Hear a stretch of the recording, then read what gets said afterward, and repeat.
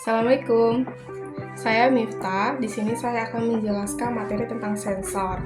Nah, sebelumnya mungkin teman-teman udah tahu ya tentang sensor. Cuman mungkin ada juga yang belum tahu tentang sensor. Jadi di sini kita akan mengenal lebih jauh tentang sensor. Mulai dari pengertiannya, jenis-jenisnya, contoh-contohnya, dan gimana sih sensor itu. Nah, kita masuk aja ke materinya. Jadi ini ada slide materi dari sensor. Nah, di sini kan ada pengertian sensor. Jadi pengertian sensor itu adalah perangkat atau komponen elektronik yang berfungsi untuk mengubah suatu besaran fisik atau lingkungan seperti suhu, jarak, gas, kelembapan, atau suara menjadi sinyal listrik yang dapat diukur dan dianalisis. Nah, sensor itu memiliki kemampuan untuk mendeteksi perubahan dalam lingkungannya dan dapat mengkonversikannya menjadi data yang dapat diproses selanjutnya. Jadi, intinya sensor itu adalah perangkat yang mendeteksi atau mengukur perubahan dalam lingkungan, fisik, atau kimia dan dapat mengubahnya menjadi sinyal yang dapat dibaca oleh sistem atau manusia, yaitu kita sendiri. Nah, sebelumnya kita kan udah bahas nih tentang apa sih itu sensor. Nah, selanjutnya itu kita akan membahas tentang klasifikasi sensor. Jadi, sensor berdasarkan jenis sinyal yang dihasilkan. Itu dibagi dua, yaitu sensor analog dan sensor digital. Lalu ada bedanya. Kalau sensor analog, itu sensor yang menghasilkan tegangan linier, seperti sensor temperatur AM35, sensor gas MQ7, sensor cahaya LDR, sensor suara KY038. Lalu sinyal digital itu gimana? Sensor yang digital itu dianya tuh menghasilkan sinyal biner atau 0 dan 1.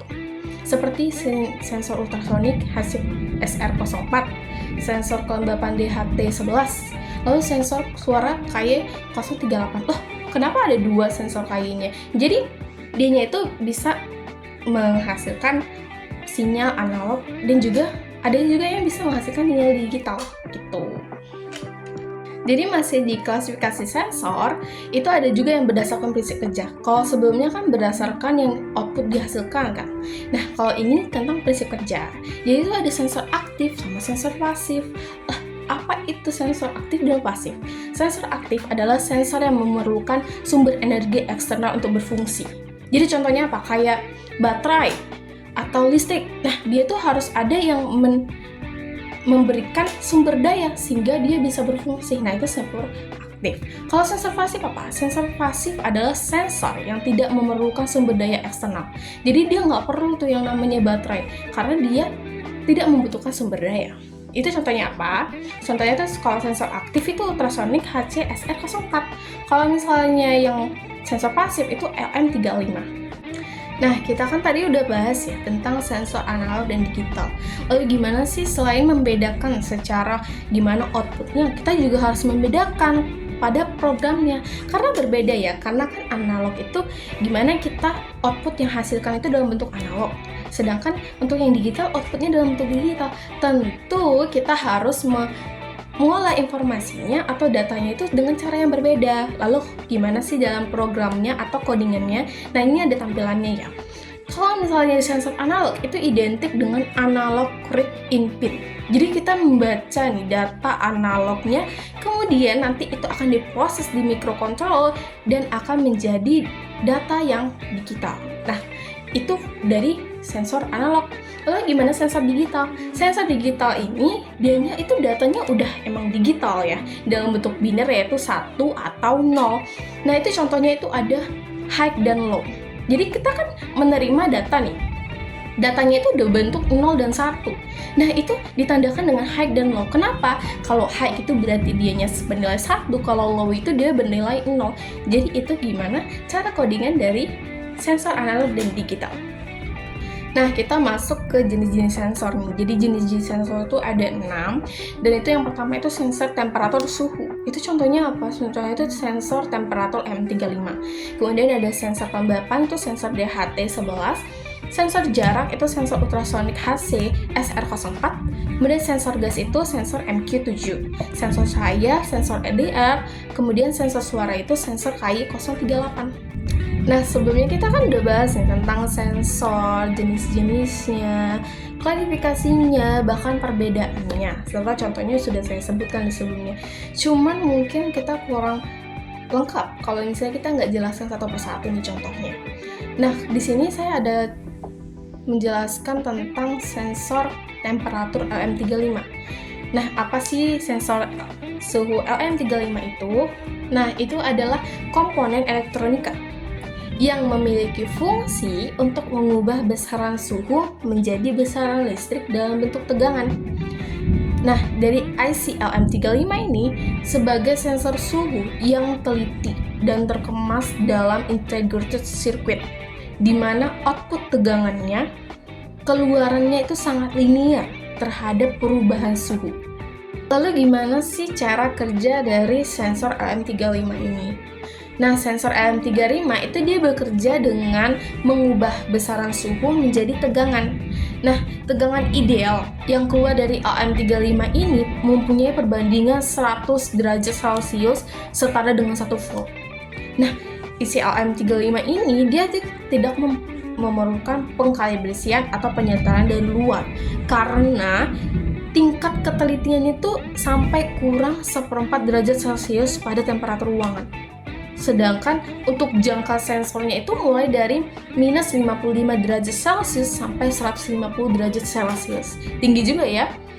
Terus untuk mendeteksi suhu digunakan sebuah sensor suhu LM35 yang dapat diklasifikasikan langsung dalam Celcius.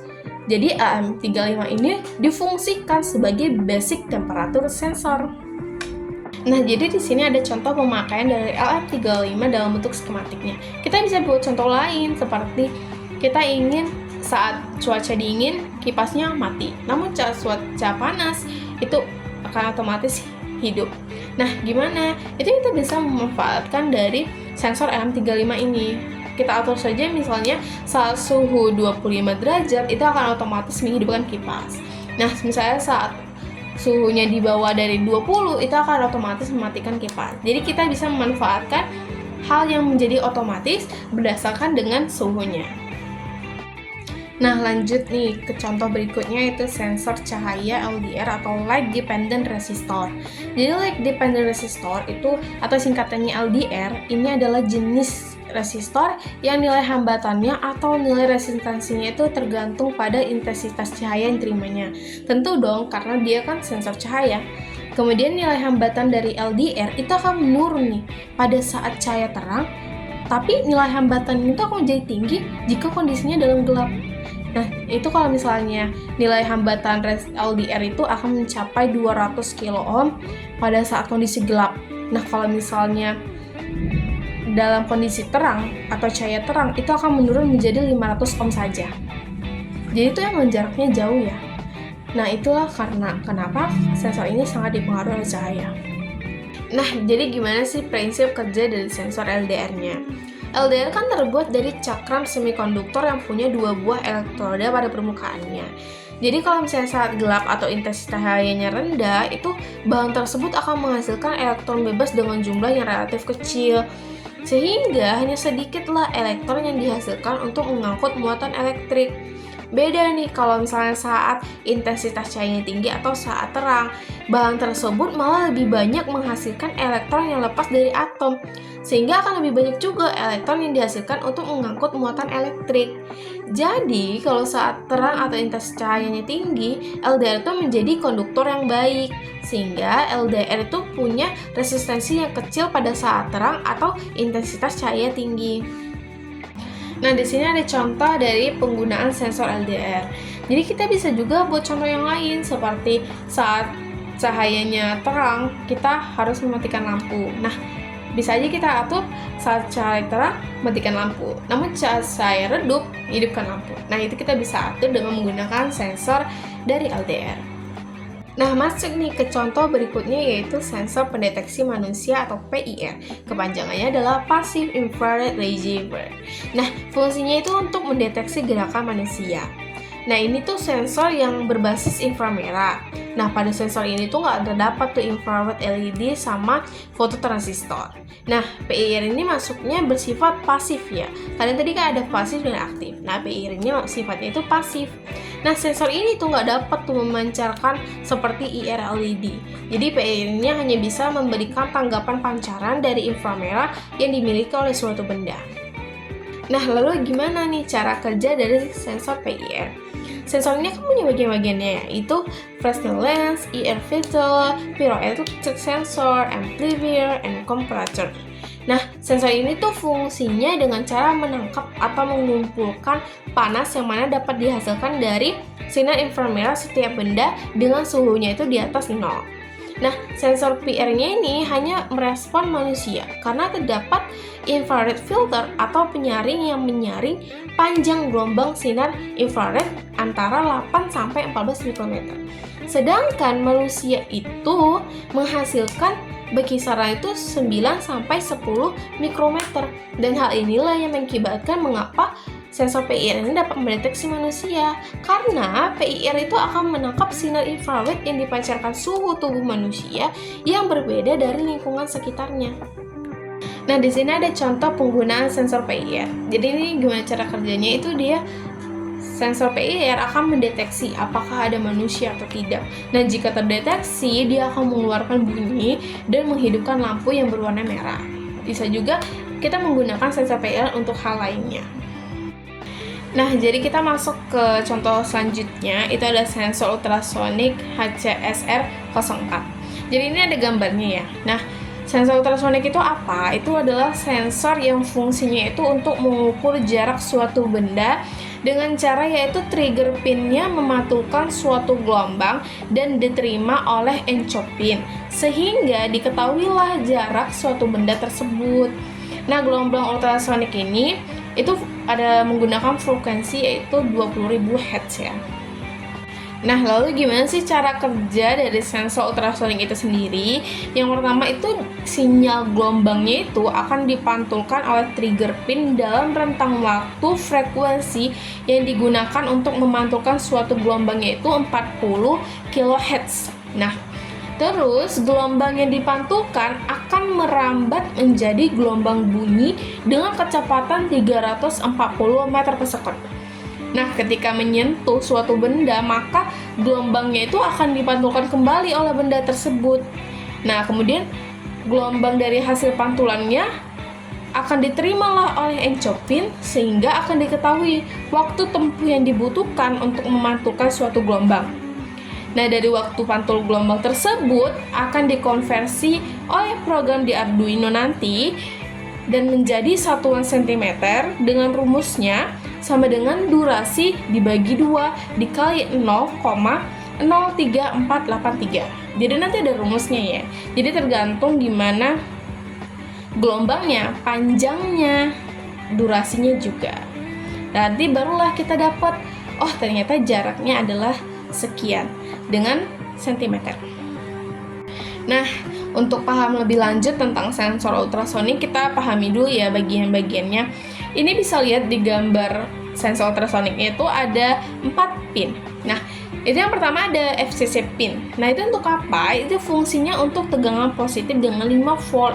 Kemudian ada ground juga, itu sebagai tegangan negatif untuk satu daya listrik.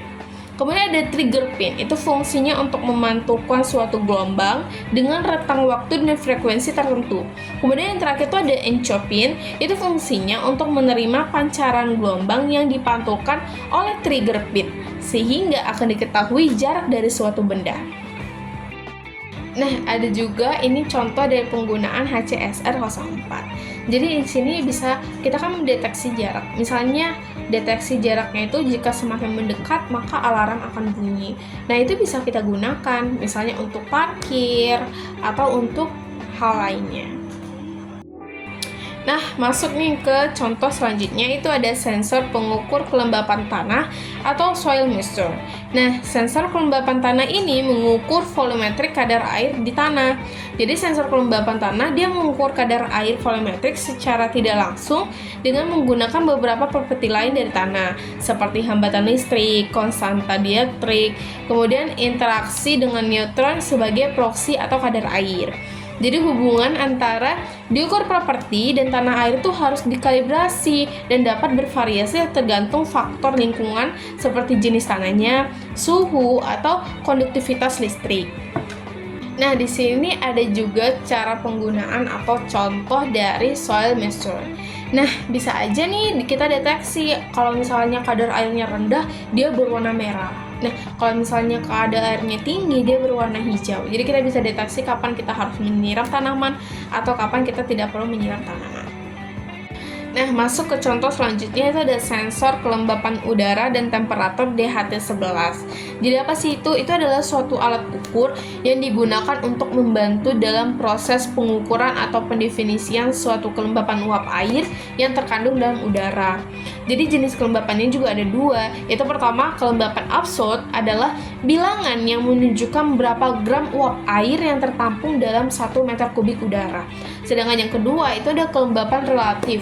Itu adalah bilangan yang menunjukkan berapa persen perbandingan antara uap air yang ada dalam udara saat pengukuran dan jumlah uap air maksimum yang dapat ditampung oleh udara tersebut. Nah, lalu apa sih itu sensor kelembapan DHT11? Sensor kelembapan DHT11 adalah sensor digital yang dapat mengukur suhu dan kelembapan udara di sekitarnya. Jadi DHT11 itu punya tingkat stabilitas yang sangat baik, serta fitur kalibrasi yang akurat. Nah, DHT11 juga ini termasuk sensor yang punya kualitas baik dinilai dari responnya, pembacaan data yang cepat, dan kemampuan anti-interferensi. Nah, ukurannya juga kecil, tapi kemampuan transmisi sinyalnya itu bisa sampai 20 meter. Nah, masuk ke contoh terakhir dari sensor, itu ada sensor suara. Nah, sensor suara itu adalah alat sensor yang mampu mengubah gelombang sinusoida suara menjadi gelombang sinus energi listrik, atau kita sebut alternating sinusoida electric current. Nah, sensor suara itu bekerja berdasarkan besar kecilnya kekuatan gelombang suara yang diterima membran sensor dan menyebabkan bergeraknya lah membran sensor, di mana juga terdapat nih sebuah kumparan di balik membran tadi yang naik turun mengikuti besar kecilnya penerimaan gelombang suara. Nah, lalu gimana sih prinsip kerja dari sensor suara? Nah, sensor suara itu kan merubah besaran suara menjadi besaran listrik. Nah, sinyal suara yang masuk itu akan menghasilkan suatu kondisi boolean, yang mana kondisi 1 kalau misalnya dia aktif dan kondisi 0 kalau misalnya dia mati. Nah, yang mana nih sinyal kondisi tersebut itu akan dibaca nanti oleh microcontroller. Jadi sensor suara adalah sensor yang cara kerjanya itu merubah besaran gelombang suara menjadi besaran listrik. Ada juga nih ECM atau Electric Consider Microphone, atau biasa kita sebut juga mic consider. Itu adalah mikrofon yang terbuat dari lempeng konduktor tipis berbentuk sebuah kapasitor yang dapat berubah-ubah nilai kapasitasnya sesuai dengan getaran suara yang diterima. Nah, modul sensor suara itu punya output pin analog dan digital. Nah, modul sensor suara itu menggunakan input mic consider. Nah, sensor ini dapat mendeteksi suara dan sebagai deteksi sensor saklar ke Arduino atau microcontroller. Nah, ini ada contoh dari penggunaan sensor suara kayak 038. Kita bisa aja memanfaatkannya. Misalnya, jika suaranya tinggi atau pada ketentuan di atas dari ketentuan kita, itu lampunya hidup. Atau jika di bawah atau bahkan tidak memiliki suara, itu bisa mati. Kita bisa memanfaatkan seperti itu. Baiklah, sekian dari penjelasan materi saya mengenai sensor. Referensi yang saya pakai untuk memperoleh materi ini itu dari buku Arduino dan Sensor pada Project Arduino DIY dengan penulisnya itu Bapak Dani Sasmoko. Saya ucapkan terima kasih karena sudah menonton sampai akhir.